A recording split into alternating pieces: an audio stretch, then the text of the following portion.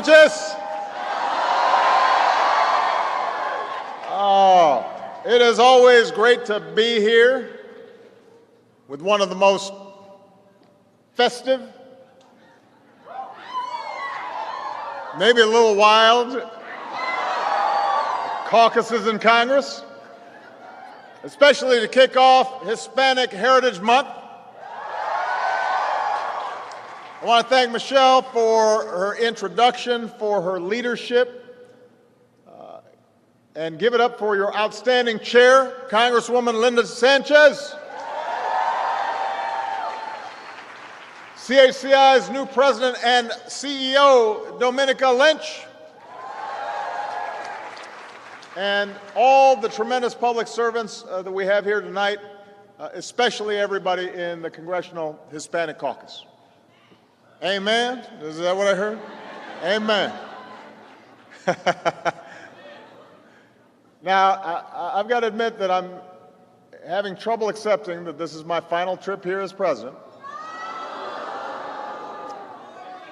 But on the bright side, Michelle is not having trouble accepting it. I love you too. But it is hard to believe that it was 8 years ago I came here as a candidate for this office. And I had no gray hair. I said that we could create opportunity not just for those at the very top, but for everybody who's willing to work hard so that they could afford health care and college and retirement and give their kids a better life. What Sarah Palin called that hopey, changey stuff. Well, tonight I'm back here as president to say thank you. Thank you for your support. Thank you for your friendship. Thank you for your tireless efforts to deliver on that promise. Because for all the places that we've fallen short, and for all the work that remains to be done, I am back here tonight more optimistic about the future of America than I have ever been. And why not? Together, we fought our way back from the worst recession in 80 years. We turned around an economic free fall. We helped lift our auto industry to set new records. Our businesses created more than 15 million new jobs. Together, we declared health care is not a privilege for a few, but a right for everybody. And we have secured health insurance for another 20 million Americans, including 4 million Hispanic Americans.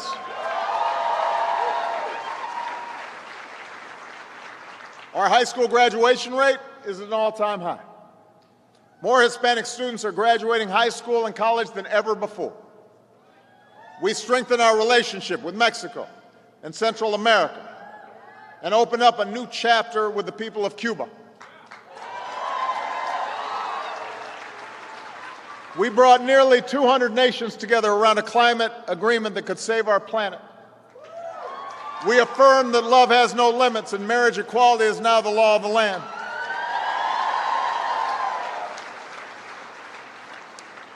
Just this week, we discovered how much our efforts are starting to pay off in ways that really matter to American families. Thanks, Obama.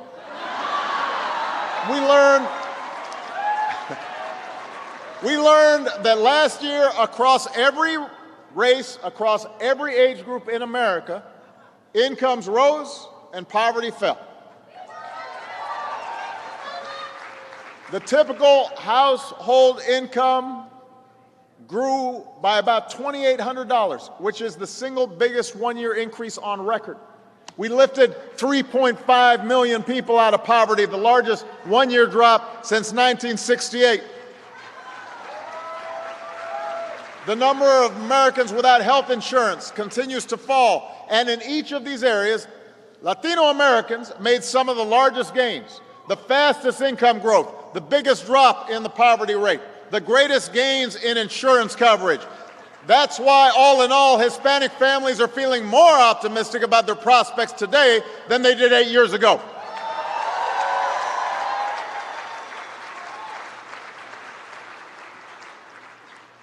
By so many measures, our country's stronger and more prosperous than it was when we started this journey together. And we couldn't have done it without the Congressional Hispanic Caucus, who has been with me every step of the way. Now, none of this was easy. There were some tough years in there. You had fiscal showdowns and government shutdowns and pandemics and oil spills and pirates. Y'all remember the pirates? I mean, the only thing we haven't had to deal with is like the asteroid, or the aliens. That's true, good point. Shouldn't have mentioned the aliens.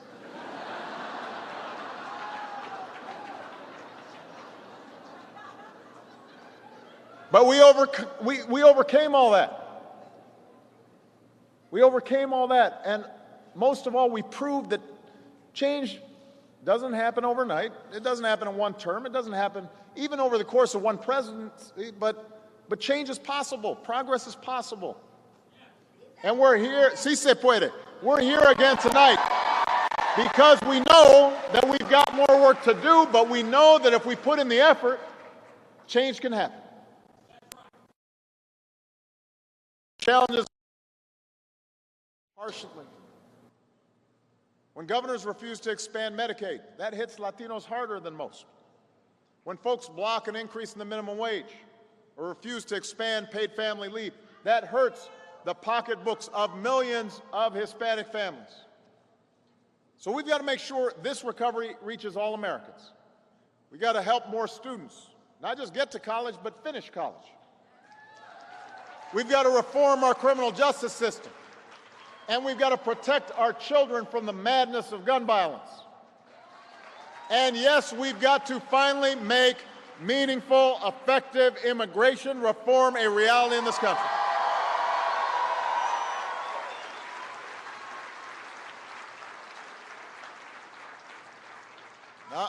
Now I'm proud of the executive actions I've taken to modernize our system. I'm proud of the work we've done to help show more than 740,000 dreamers that the country they grew up in, the country they love, believes that they are worthy of this country's blessings, just like your kids, just like my kids.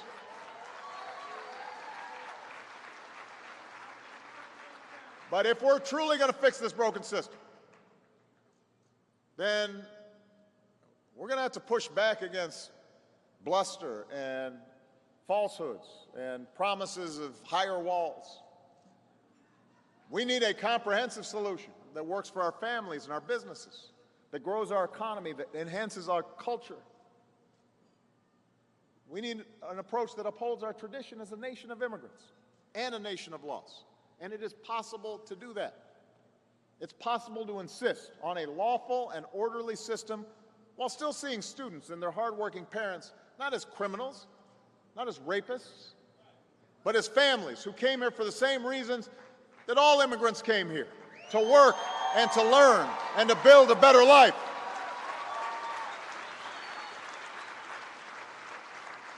And look, throughout this political season, the talk around these issues has cut deeper than in years past. It's a little more personal. It's a little meaner, a little uglier. And folks are betting that if they can drive us far enough apart, and if they can put down enough of us because of where we come from or what we look like or what religion we practice, then that may pay off at the polls. But I'm telling you, that's a bet they're going to lose. We've seen this kind of ugliness and anger and vitriol before.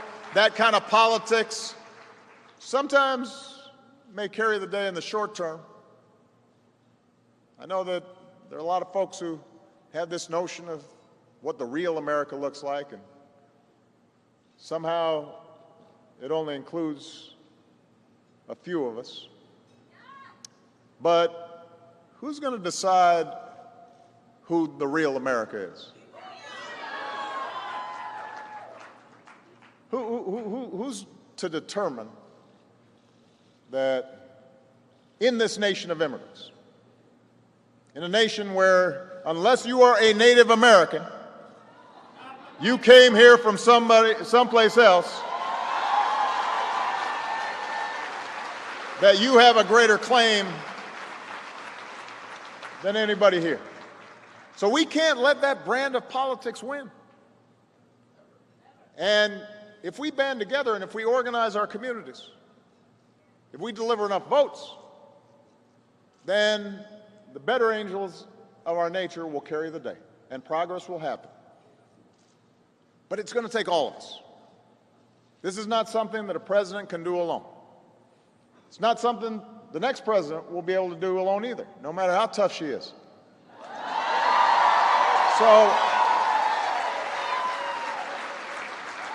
So we've got to work to get a Congress that's willing to act on immigration reform. That means we need more than just the people in this room tonight. We're going to need some fresh faces under the Capitol dome. It's going to take work on all of our parts. And I have faith. Because over these last 8 years, every time I've fallen short, every time I've faced doubts or been taught a tough lesson or experienced a loss, what got me through has been you. You've picked me up. CHC's picked me up. It's knowing that I've got allies like Linda and Ruben and Charlie and Nydia fighting tooth and nail on the Hill and back in your home states, even on tough votes. It's knowing that you're fostering the next generation of leaders, including more than 40 of your former fellows that have helped lead the way in my administration. It's knowing you're giving folks like Diego Quinones a chance. Where's Diego? Is Diego here? There he is back there. So when Diego was 7 years old, Diego moved to Arkansas from Mexico with his parents. And his dad took a job repairing and building wooden pallets, which is a lot of hard work. Calloused hands. A few years later, his dad opened up his own business. So Diego was waking up at 5 a.m. and loading and unloading pallets by hand, working every weekend through high school. And his family didn't have a lot of money, but they had belief, faith in America. Because, as he says, and I'm quoting here, if you come here and work hard, eventually you will succeed. And today, thanks to DACA, Diego's the first in his family to graduate from college.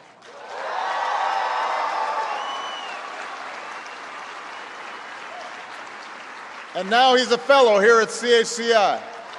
And one day he hopes to go into government himself and make things better, not just for Latino kids like him, but for every single person in the United States. It's young people like that that keep me going. Folks who prove that immigrants aren't somehow changing the American character. Immigrants are the American character. That's who we are. It's the dreamers full of optimism. The moms and dads working long hours to give their kids a better shot. The entrepreneurs who came here to start a new business and put Americans to work. And the teachers and the nurses and the lawyers who wake up at the crack of dawn to get ahead. And the folks who clean up after us. And the folks who care for our grandparents. The folks who are so proud of this country that they carry a pocket constitution in their breast pocket. That's the America I know. That's the America I believe in more strongly than ever. So thank you for picking me up every step of the way. Thank you for making this country great.